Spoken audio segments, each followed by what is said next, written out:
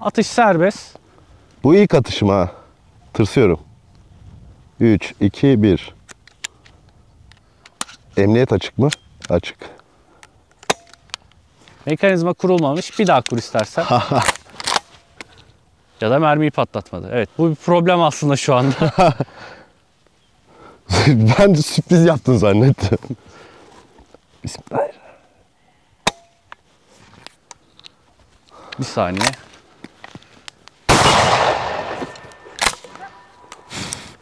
Boş. Emniyet açık. Hedef döndü ama. Bu nasıldı? Ve başarı. Peki, Bilerek sallanırken sıktım. Emniyet açık. Ananı avradınız. şimdi Ne oldu? bak, bahsettiğim mevzuyu az önce yaşadın. Daha öncesinde bahsetmiştim ya. Sen tetiği çektiğin zaman şahlanmadan dolayı mekanizmayı geri getiriyor.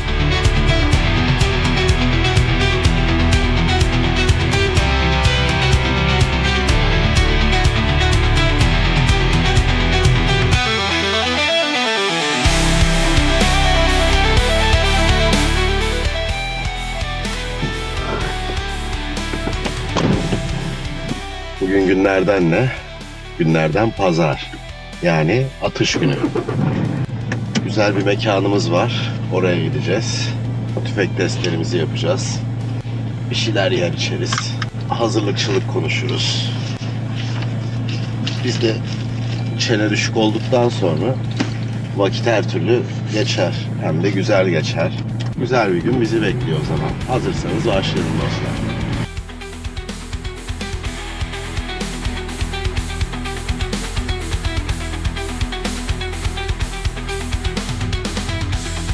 Gri adamı da almaya gidiyorum şimdi diye. Ve gri adam bindi. Ve gri adamla yolculuk başlar arkadaşlar. Ne yazık ki izindeki halinden dolayı bir videoyu kapatmam lazım. Bugün Torosların zirvesindeyiz arkadaşlar. Can arkadaşımızla beraberiz. Bize biraz tüfekler üzerine eğitim verecek diyelim. Ben bir acemiyim ve yanımda uzman bir adam var. Hoş geldin. Hoş bulduk. Hep klasik geyik yaparlar ya. İlk hangi tüfekle başlayacağız başkan? İlk tüfeğimiz yarı otomatik bir av tüfeği 12 kalibre. Tamam. Tüfekte mekanizma olarak tek seferde kuruyorsun. Kurduktan sonra bitesiye kadar atış yapıyor. Daha sonrasında mermin bittiği zaman mekanizma geride kalıyor. Tamam. Mekanizmayı kurup hedefe atabilirsin. Şu an içinde 2 fişek var. Tamam. Tüfek sende. Daha önce hiç sıkmadım. Ne kadar sarsacak? 12 kalibre bir pompalıdan daha az sarsacak. Mermi var mı ağzında? Ağzında yok. Kurduktan sonra atış serbest. Şu şekil. Evet.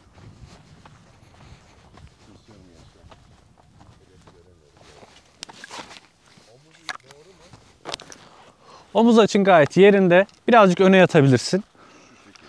Evet. Çok yatmadan tabii ki. Şöyle. Çok pardon.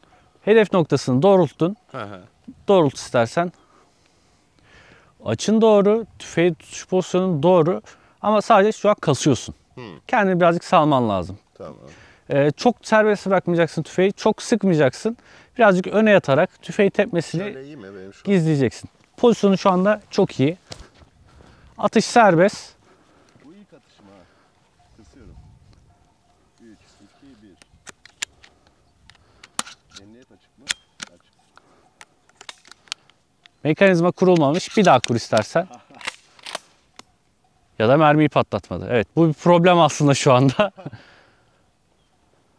Ben de sürpriz yaptın zannettim.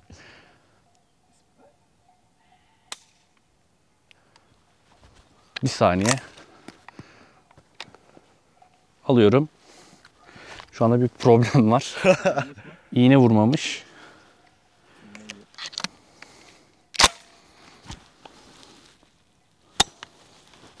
İlginç.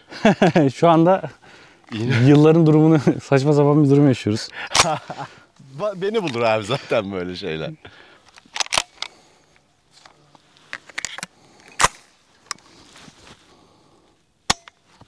Evet, bugün otomatik tüfek atış yapamayacağız. Ağzında mermi var mı? Onun şu anda ağzında mermi var. Bir saniye. Ağzında mermi yok.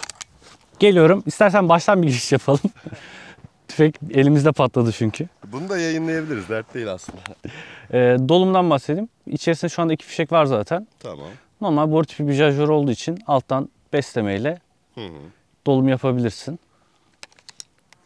Şu şekil. Evet, şu anda 3 fişek var içerisinde. Tamam, bir ağzında. Evet. Yok, ağzında şu anda fişek yok. Tüfeği omuzladıktan sonra pompa mekanizmasını kendine çekeceksin. Sonra ittiğin zaman mermi ağzına alınmış olacak. Şu anda kilitledi muhtemelen kendisini. Tamam. Yarım çekiş yaptığın için. Şu noktadan Tamam. basıp dolumu yapabilirsin. Atış serbest. Pozisyon aynı. Biraz öne yatabilirsin. İstersen yanaklı indirebiliriz. Şöyle mi? Evet. Atış var. Etkili bir atış oldu. Vuramadım değil mi? Vuramadın. Ama olabilir. Çok patlıyormuş. Düşündüğümden bir tık şey gibi. Yanağıma vurdu ama bu. Kısa alt düşürebiliriz istersen. Onun dışında nişan hattında ufak bir problem var. Bende mi? Evet. Tamam. Şu anda tüfek dolu. Onu dikkat ederekten. Emniyette. Şu an gösteriyorum atış durumunda. Omuzladın. Bu sabit bir GES sistemi olduğu için bu yuvarlağı tam ortasına getireceksin. Tamam. Sen muhtemelen az önceki atışında şu alt çizgisine getirdin. Şöyle ilk attığım için tepkiyi bilemediğimden kastım kendimi. Onun da Ondan- etkisi var. Mala bağladık. Emniyet açık. Biraz öne yatabilirsin. 3, 2. Çok yaklaştın. Son mermi. Son mermi. Ağzıma çok vuruyor ya. Şöyle atış yaparken basınç etkisini de hissediyorsun ya. Çok ciddi Hı hı. bir basınç geliyor sana. Ağzını açık bırakmamaya özen Açık göster. bırakmıyor. Evet, açık bırakma. Bir kapalı dene. Sonrasında açık dene. Hani hangisinin daha sana daha rahat gelirse. Tamam. Son Çünkü mermi. bazı arkadaşlar var ağzı açık kullanıyor. Hı hı. Hani bayağı ağzını açarak kullanıyor. Bazısı da tamamen çenesini sıkarak kullanıyor. Bu senin rahatlığınla alakalı ama kasmaman gerekiyor. Normalde kulaklık olmasa basıncı dengelemek için ağzını açık tutman Evet. gerekiyor ama son mermiyi de bir sıkayım.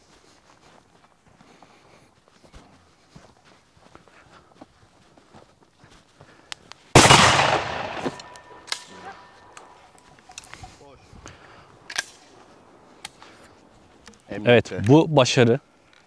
Zorladı beni. Tahmin ettiğimden zor. Ama harbiden ev içinde bunu sıkamazsın abi. İmkansız. Şimdi pompalıda problemi var. Fişeği namluya verdiğiniz zaman işte otomatik tüfeklerde gazın bir kısmı mekanizmanın kurulması için harcanıyor. Pompalı tüfeklerde bütün basınç namludan çıkıyor. Hissettim abi burada. Bu çok böyle dişe dokunur bir nokta değil.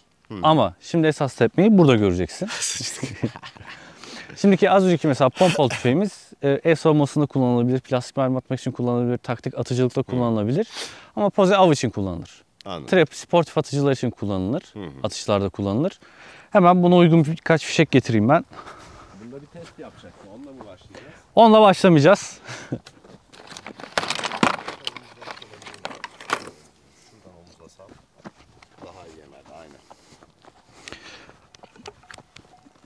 Şimdi bu pozemiz 61 namlu, Tamam. tek tetik. Kullandığımız mermiler Winchester'ın 24 gram trap mermileri. Bunlar Özür daha dilerim. az tepen cinsten mi oluyor trapler? Bunlar düşük gramajlı olduğu için hem daha az tepiyor hem kontrolü daha kolay.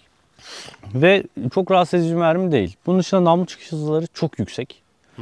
Yani biraz daha trap mermilerin çoğu kişi gramajı düşük olduğu için tercih ediyor ama yani trap için kullanmıyorsa trap mermilerin namlu çıkış hızı çoğu şeye göre çok hızlı çıkıyor. Ben dönem dönem avlarda da 24 gram 7 numara kullanıyorum trap mermisi. Tamam, bunlar tek kurşun mu oluyor, saçma mı? Bunlar saçma. Şu anda namlumuzda da bir namlumuzda 3, bir namlumuzda 1 numara şok var. Tamam. Sen ayarladın ona göre. Evet. Tetiği patlattığın zaman Süper. atışa hazır. Şu an şeyde. Şu an atışa hazır. Bu sefer şu daha geriye tuttum. Hedefi gördüm. Bir dakika. Şimdi az öncekine göre bunun nişan hattı biraz daha farkındaysan. Alçak bant. Diğerinde gez göz arpacık durumu vardı. Pardon, gez göz arpacık nasıl bir dile takıldıysa, onu kim çıkarttıysa Ben başımıza. yaptım videoda. Ha, dilimiz öyle bir Başka dolandı ki. videoda. Göz arpacık gez neyse artık işte. Şu an o kadar karıştı ki. Bandı takip edip Tamam. arpacıktan hedefi göreceksin. Tamam. Olay bantta. Tamam. Emniyet açık. Açık. Atış serbest. Bu sefer daha iyi oturtturdum. 3, 2. Biraz daha öne yatabilirsin.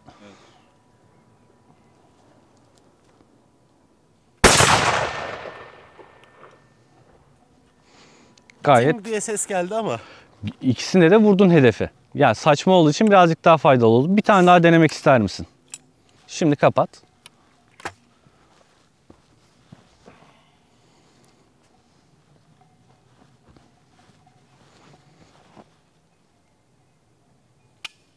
Bak. Dur şimdi. Silah verdiğin tepkimeyi fark etmişsindir muhtemelen. Gerildim değil mi? Evet, Klasik. silah patlayacağı zaman kendini öne attın. Hı hı. Ya bunu yapmana gerek yok. Bu silah istediği kadar tepsin. Sana zarar verecek bir silah değil. Yani bu bir 50 BMG tarzı bir mermi değil. Anladım. Seni tepeceği en fazla hafif bir itme olur. Yani o yüzden bir korkmana gerek yok. Refleksiyona göre korumana gerek yok. Kendini serbest bırak ve sadece tetiği çek. Tamam. Yani tüfeği tam tetiği çekeceğin zaman daha çok sıkmana gerek yok. Sadece kendini serbest bırakıp tetiği patlatacaksın. Kaç Tetiği ezdiğin fişek zaman attık abi patlayacak. bu arada? Şu anda 2, 4, 5 tane falan. Tabanca hariç neredeyse 15 yıldır hiç tüfek kullanmadım. Düşün yani normal.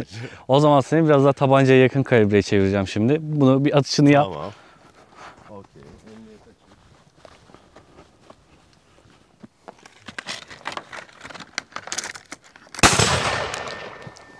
Bu nasıldı? Harika.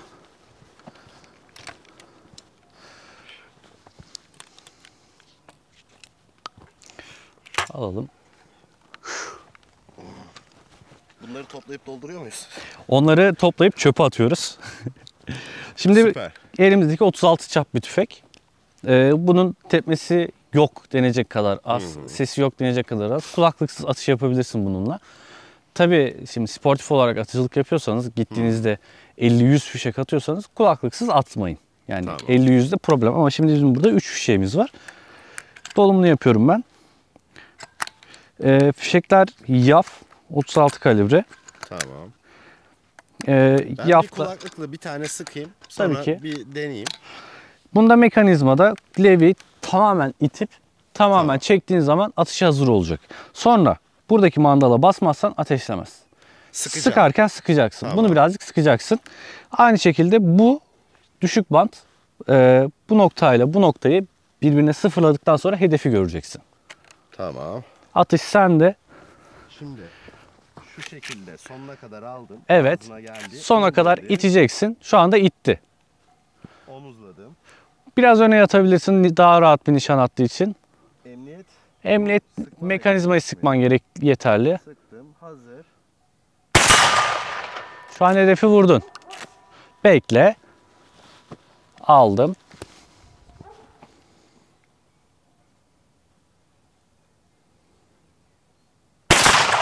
Vuramadım. Bir fişek daha var. Çok sallanıyorum baba ya. Ve başarı. Peki, Bilerek sallanırken sıktım. peki bu nasıldı? Bu çok keyifli be. Bu çok keyifli. Yani bayıldım. 36. Aslında ev savunmasında da kullanılabilecek tüfeklerden bir tanesi. Boş bu arada. Slug cinsinde fişeğinde yani tek kurşununda çekirdek çapı yaklaşık 45 ACP'nin çekirdeğine yakın. Bildiğin 45'lik sıkıyorsun aslında. Kesinlikle. Bir nevi 45'lik Şarjör de sıkıyorsun. burası. Evet. Bu 9 adet fişek alan bir tüfek. Yani Takozu çıkarttığında. ev savunmasında yerinde kullanılabilecek tüfeklerden bir tanesi. Hutek diyor. Konya mı? Konya. Bu taraflarda. Konya, Beyşehir taraflarında üretilen tüfeklerden bir tanesi. Hemen ben de ufak bir reklama gireyim. Kanalımda incelemesi var. Zaten etiketleyeceğim ben seni videoda. Artık bundan sonra fırsat buldukça bol bol beraber içerik üreteceğiz arkadaşlar. Evet. Senin tüfeğini de bir inceleyelim istersen, atalım. Hadi. O sürpriz an gelsin. Sonra artık farklı çaplara girebiliriz. Kulaklığı vereyim. Versene. Bu senin kendi tüfeğin zaten. Tanıyorsun, biliyorsun. Hiç atış yapmadım ki tanım olarak yani. Şu an boş zaten. Silahında bir tane mermi var şu anda boruda. Namlusu boş sadece. Az önce ben bir tane koydum. Tamam. Şu anda namlunda dolu vaziyette. Silahında takoz yok şu anda. Tamam. Bunda da aynı çiftedeki gibi. Tamam. Alçak bant, arpacık ve hedef. Tamam. Buradan dümdüz onu böyle çıkıntı olarak göreceğim. Kesinlikle öyle. Sonrasında birkaç atışını yap. Sonrasında bir de yayı sökelim içerisindeki. Tamam. Bir de yağsızken dene. Hangisi daha rahat gelecek sana bir inceleyelim. Ya 36 çok daha hoşuma gitti de tepmeye alışmam lazım. Yani harbiden alışmam lazım. Hadi bakalım. Kasma diyorsun değil mi kendini? Kendini rahat bırak. Emniyet açık. Ananı avradını. Şimdi bak, bahsettiğim mevzuyu az önce yaşadın. Daha öncesinde bahsetmiştim ya. Sen tetiği çektiğin zaman şahlanmadan dolayı mekanizmayı geri getirdin. Ha, ben çekmeye çalışıyorum gelmedi. Ha. Şimdi kilitledi. Çektiğin zaman gelecek. Seninkinde bir kilit mekanizması yok çünkü. Ama şu an ağızda mermi olduğu için çekemiyorum. Mermi yok. Şu anda mermi yok ağız. Patlamamış bir mermi yok. Patlamış mermi ama çekemiyorum da. Çekebilirsin ya. Birazcık sert davranacaksın sadece. Pozisyonunu teyit et. Pozisyondan emin olduğun zaman tekrar atış yapabilirsin. Emniyet açık. Çok tepiyor ama. Evet. Yani alışma sürecinde birazcık. Bir de pozisyon hatası var şu anda mesela. Omuzladığın zaman tekrar omuzla istersen. Tüfekle çok dik vaziyettesin. Tüfekle bir üçgen kurman lazım. O üçgeni yakaladıktan sonra o tepme çok azalacak. Nasıl bir şey? Yani şöyle düşün. Sen iki ayağın, tribotun bir ayağı, üçüncü bir ayak varmış gibi düşünüp o tepmede o üçüncü ayaktan destek alacaksın. Yakaladın, öne attın. Şöyle. Şu an tüfekle yakın ilişkidesin. Tetiği çektiğin zaman seni bu kadar tepmeyecek. Emniyet açık.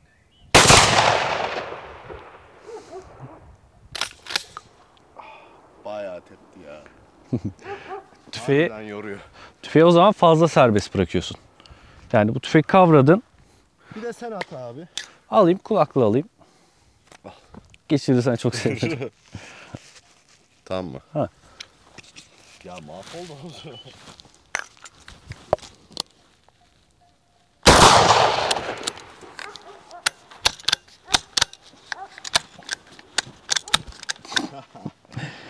Evet, bir mekanizma sıkışması varmış. Şimdi soruyorum. İkinci el tüfek alınır mı? İkinci el tüfek alınır mı? Sıkıntı. Alınır, alınmaz diye bir durum yok.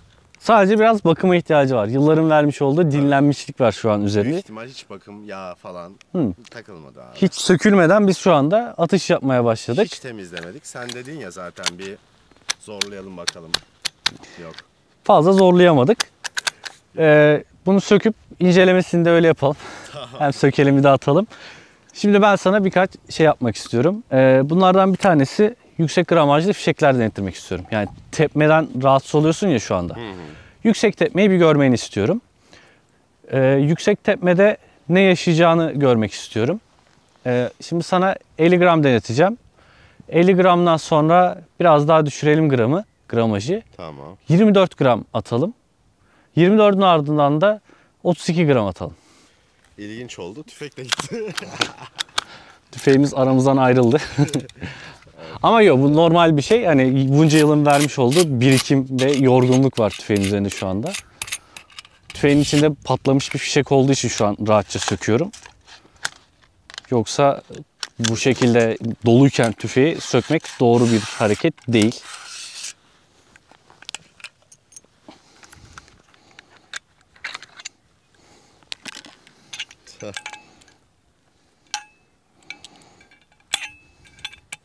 Bildiğin. Evet, atım yatağının artık kirli olmasından dolayı fişek sıkışmış. Aslında tüfekte bir problem yok. Sadece atım yatağından dolayı bir sıkışma var. O da çok problem değil. Bunu birazdan temizleriz. Hadi kestik. İlk başta atamadığımız, ufak bir arıza geçirdiğimiz tüfeğimizi onardık. Şimdi yarı otomatikle bir daha deneyelim. Tamam. Yarı otomatikte bir kez kuruyorsun. Fişeklerin Aha. bitesine kadar her tetiği çektiğinde kendisi kuruyor. Bunun Tamam. tepme oranı pompalıya göre biraz daha düşük. Bir de Tamam. pozisyon da çalıştık zaten. Tamam, sen yine denetlersin benim pozisyonumu. Ben hala tam emin olamıyorum. Tabii ki acil dolumdan alıp dolum yapabilirsin. Dolum yaptıktan sonra da kurulumdan sonra atışa hazır hale gelir. Sana Tamam. teslim ediyorum. Aldım. Sağdan çıkıyorum ben. Şu an hiç mermi yok. Hiç mermi yok. Bunu şöyle mi alıp yüklüyorlar? O tercihe kalmış. Normalde fişekler tam tersi olur orada. Tam tersi dediğin şu şekil. Evet. Alıp hedefteyken Aa, çok iyi. direkt dolum yapabilirsin. Tamam. Ağzında var mıydı? Yoktu. Onu da şöyle çek. Tercih. Ay ay. Çok rüzgar sesi de alıyor kulaklık. Atış sende. Emniyetini açıp. Pozisyon. Pozisyon şu an doğru. Az öncekilere göre çok daha doğru. Hadi bakalım. Atış var. Söyleyeyim. Vuramadım değil mi? Kıska.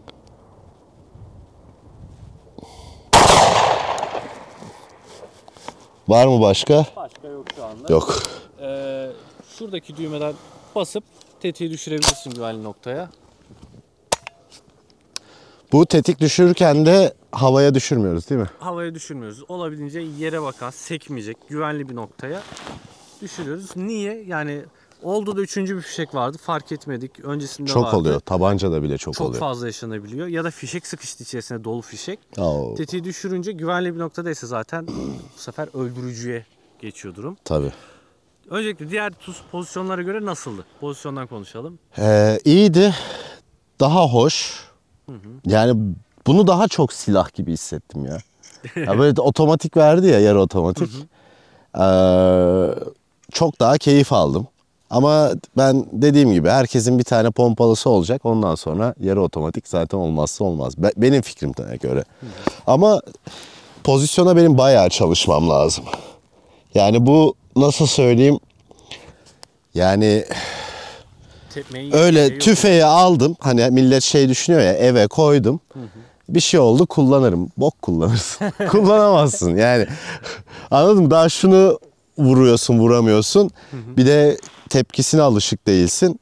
Yani belki azıcık oldum demek için belki 1000-2000 tane yakman lazım. Kesinlikle katılıyorum. Bir de şöyle bir durum var. Belli senaryolar üzerine çalışmak lazım. İşte deniyor ya, otomatik tüfekle ev savunması yapılır. İşte pompalıyla ev savunması yapılmaz. Levyeliyle yapılmaz. Onunla yapılmaz. Yapılır. Yani yeter ki sen o senaryoyu o şekilde çalış. Yani senin Peki pompalı onlara tüfeğin şunu var. sorabiliyor muyuz? Kaç defa ev savunması yaptın onunla diye? Evet, öyle de bir durum. Bir sorsak ya. Yani mesela ben kendi adımdan konuşuyorum. Ben kırsalda yaşadım yıllarca. Kırsalda benim evim için tehlikeli olan şey eve gelen silahlı bir hırsız değildi. Çünkü öyle bir durum yoktu zaten. O senaryoyu biz hiçbir zaman yaşamadık. Bizim için tehlikeli olan şey yaban hayvanlarıydı. Yaban hayvanlarından kastım kurt, tilki, vaşak tarzı kırsaldaki hayvanlara zarar verebilecek, senin bakliyatına, tahılına zarar verebilecek hayvanlardı. Benim senaryom mesela bunun üzerine kuruluydu.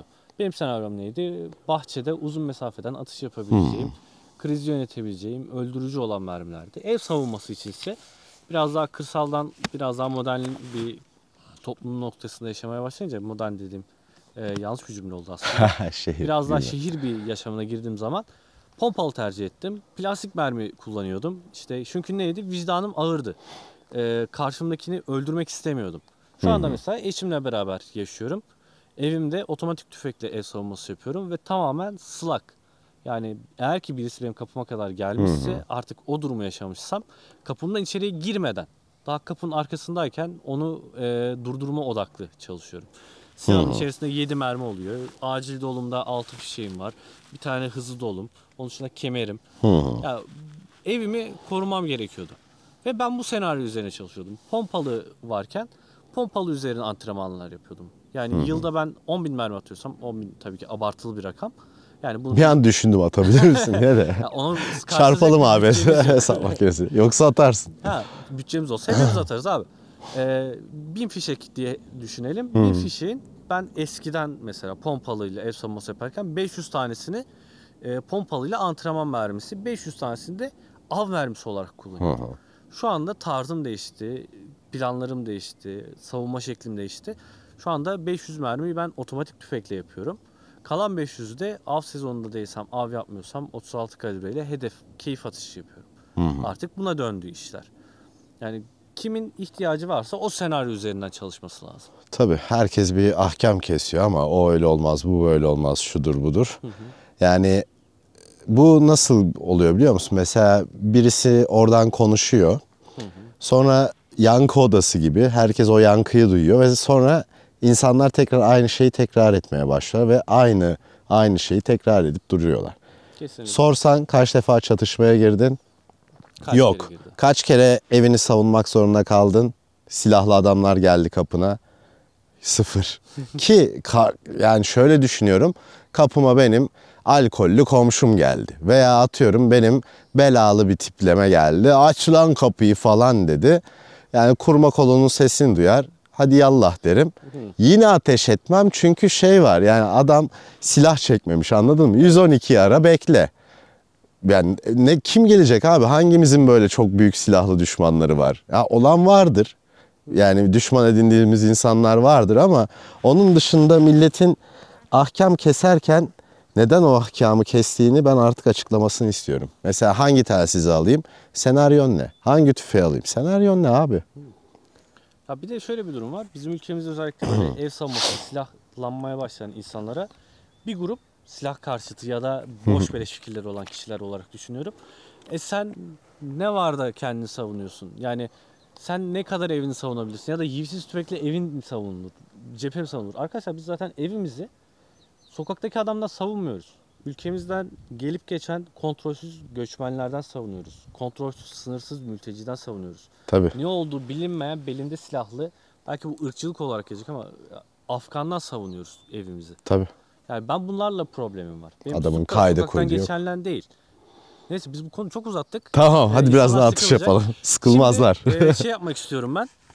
Yıllardır sorulan konulardan bir tanesi. Fişekleri nasıl saklıyorsun? Nasıl koruyorsun? Şimdi benim elimde 2 tane fişek var. Şimdi getireceğim. Denemeni istiyorum. Kör test yapacağız bir nevi. Bir tanesi yaklaşık 15-20 yıllık marka veriyorum. Franchi marka. Bir fişek 12 kalibre. Tamam. Bir tane de daha bu yılın ürünü olan Winchester marka fişek. İkisi de aynı gramajlarda. Tamam. Şimdi pozaya koyacağım. Hangi namluda hangisi olduğunu bilmeyeceksin. Tamam. Ve Ben de ateşleyeceksin. o sırada bir pilini değiştireyim kameranın. Patlamayalım. Şimdi selektörde önce üst namlu patlayacak. Sonra alt namlu patlayacak. Üst namluya, alt namluya. Şöyle de göstereyim. Yani artık paslanmaya başlamış. Bu da gıcır gıcır. Haydi bakalım. Hazır mıyız? Tamam. Şimdiki challenge'ımız nedir? Şimdi bir namlusunda yaklaşık 15 yıllık bir fişek var. Bir namlusunda daha bu yılın çıkması bir fişek var. İkisi de ithal fişekler.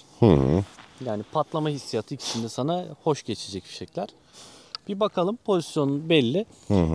Önce hangi namlu patlayacak onu söylememe gerek yok. Biz kamerada bahsettik. Tamam. Senden istediğim şu, ikisini de at. Hedef almana gerek yok. Sadece patlama refleksine bak. Tamam. Sonrasında hangisinin eski hangisinin yeni olduğunu söyle bize. Tamam. Sen yine her attığımda benim pozisyonu kontrol et, bana direktif ver, olur mu? Tamam, Tamam mı? Sen hocamsın benim şu an.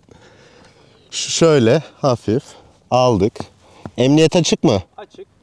Biraz daha pozisyonu düzeltebilirsin. Öne yatıp tüfek hakimiyetini bir kontrol et. Ama şunu dümdüz görmem lazım değil mi? Şöyle gibi. Evet. Yanağını ona göre yanaştır. Şöyle. Hakimiyetini bir kontrol edebilirsin. Neyi? Tüfek hakimiyetini tek elle. Yerinde mi? Yerinde. Gibi.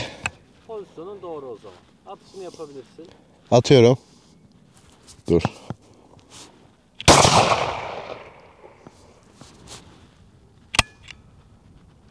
Çok belli oldu. Bunu tekrarlayalım. Patlamadı malum.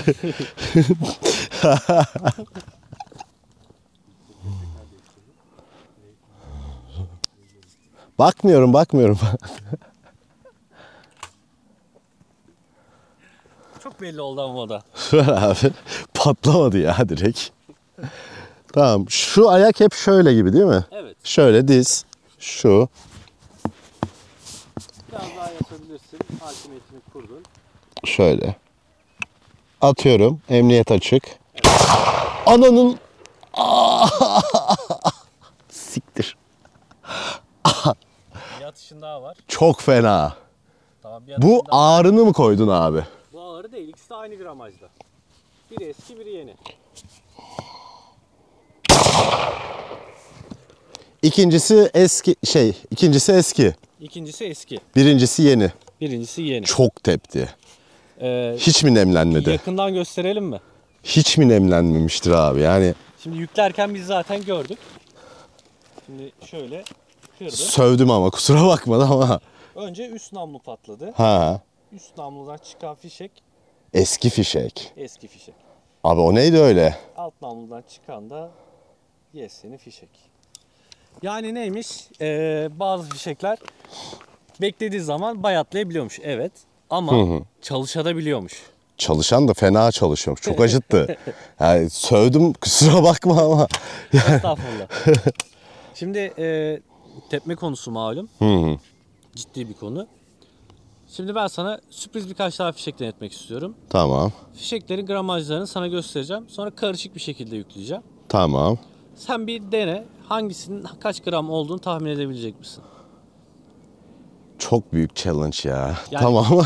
Tepmeden Bununla deneyeceğiz. bununla değil, pompalıyla. Tamam. Çünkü 3 ya da 4 fişek olacak içerisinde. Tamam. Yani maksat şu. Tepme oranı gramajla ne kadar etkili? Ya da gramaj seni ne kadar etkiliyor? Bunların demin attığımızın arasında gramaj farkı var mıydı? Yok. İkisi de 24 gramdı. Abi çok tepti yani ilki.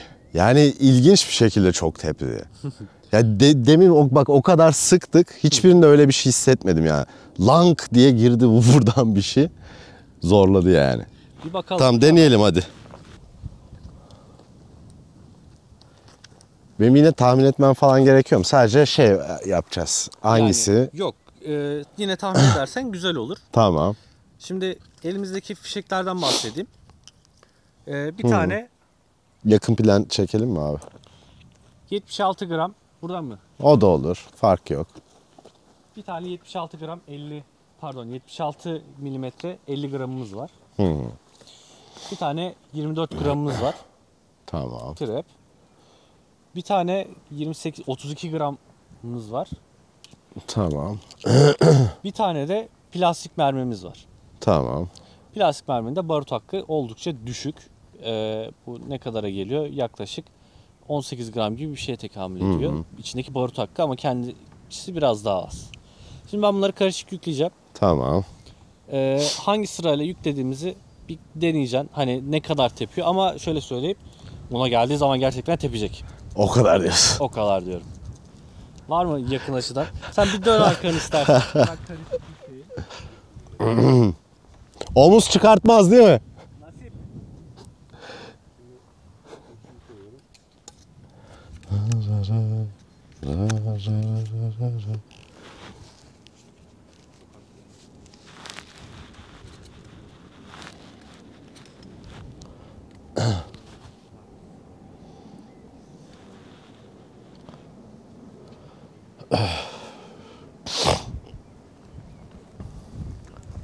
Ver abi. Kurulu değil silah. Tamam. Kurup atışını yapabilirsin. Attıktan sonra mı söyleyeyim bu şu olabilir diye? Evet diyebilirsin. Yani daha sağlıklı olur. Zaten 4 fişek var. 4 Plastik fişek var. var. Aşırı gramajlı olan var. Benim Züber var 34 gram. Başka ne? 32 gramımız 32. var. 24 gramımız var, 50 gramımız var, bir de 18 grama tekamül plastik mermimiz var. Tabii bakmadan kurmam lazım değil mi? Yani. Atış serbest. Dipçik boyunu değiştirebilirsin. Kendine göre uzatıp kısaltabilirsin biraz.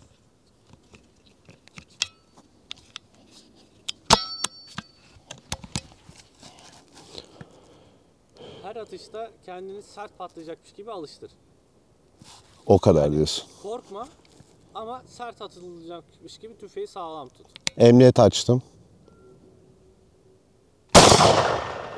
Bu kaç gram? Bu senin korkutan değil. 32 falandır. 32 mi? Kaçmış? Kırmızı olan kaçtı? 24. 24. Korkuttun beni ya. Ayak iyi mi? İyi. Biraz daha yatabilirsin, kırabilirsin. Elim titriyor bak, yemin ediyorum. Emniyet açık. Bu plastik. Plastik.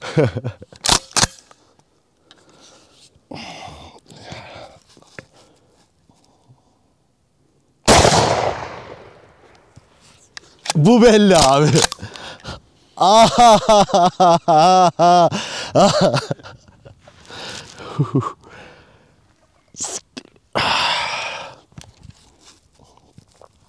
Son o zaman.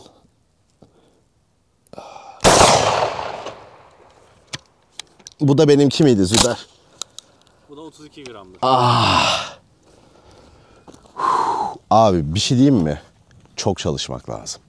Çok çalışmak lazım. Buna alışmak zor yani. Yani bizim Türk milleti şey zannediyor ya, aldım eve koydum. Sıkar sıkar Rambo gibi giderim. Yok abi. Yok yani bak şura titriyor. Bu efsane tepti.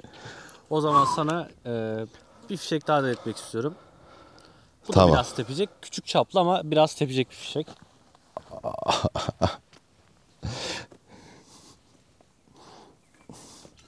Dönüşte araba kullanabilecek miyim?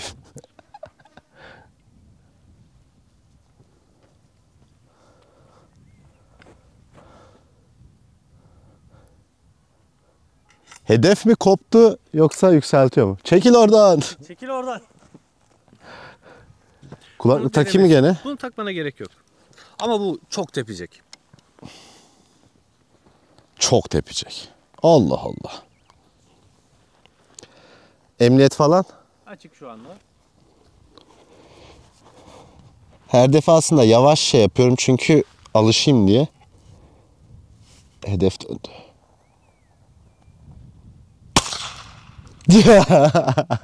Tahmin etmiştim böyle bir kolpa yaptığını ama. Bu da bizim ülkemizde yasal olarak kullanılabilen en küçük fişekti. Pis etti. Ama çok keyiflidir kendisi. Keyifliydi. Başıma ağrı girdi. Benim bugün sana denetebileceğim fişek ve tüfekler bu kadardı.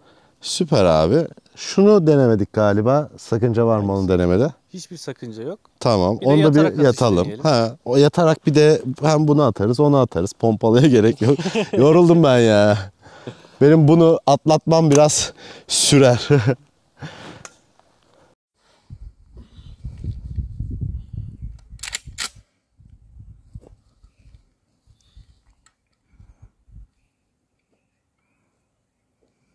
Emniyet açık.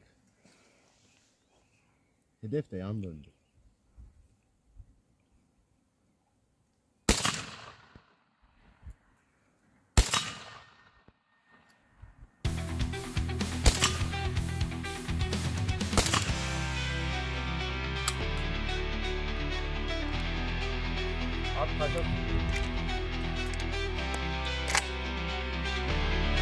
Sen tamam deyince bak. Tamam. Şöyle.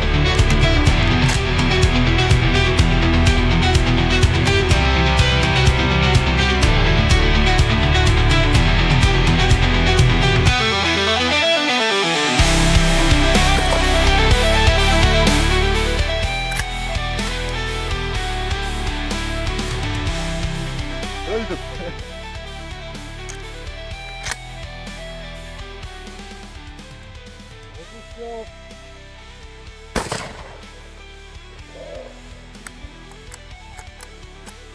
Mandala bak. Mandal basılı. Bakşat çok yapıyor.